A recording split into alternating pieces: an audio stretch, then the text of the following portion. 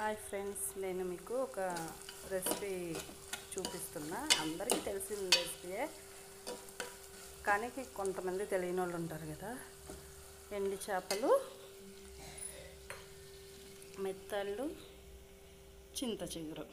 ఇప్పుడు చింత చిగురు మనకి అందుబాటులో ఉంటుంది కదా. ఏ సీజనల్ ఆ సీజనల్ తినాలి, ఏ సీజనల్లో వచ్చే ఆ సీజనల్లో. అందుకని ముందు నీట్గా ఎండు చేపలు వేడి నీళ్ళల్లో వేసి నేను నీట్గా కడుక్కున్నాను.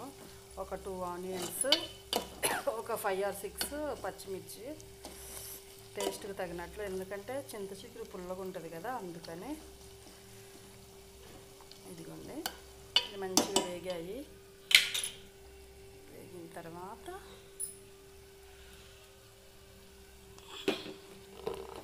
కొంచెం పసుపు,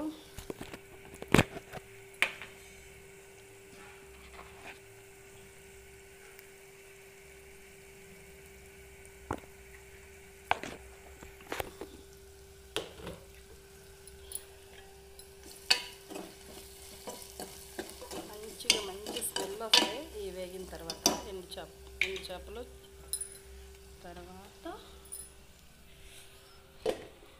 చింత చిగురు నీట్గా ఇలాగా ఏమంటారు, హ్యాండ్తో ఇట్లా రఫ్ చేసుకోవాలి. ఇలా మధ్యలో చేసుకుంటే ఇలా నీట్గా అవుతుంది. అప్పుడు చిన్న చిన్న ఇలా పీచుల్లాగా ఉంటాయి చింత చిగురి, అవి తీసి పడేసుకొని నీట్గా ఇలా శుభ్రం చేసుకున్న తర్వాత వేగిన ఎండు చేపలు ఉంటాయి కదా, దాంట్లో వేసేసుకోవాలి.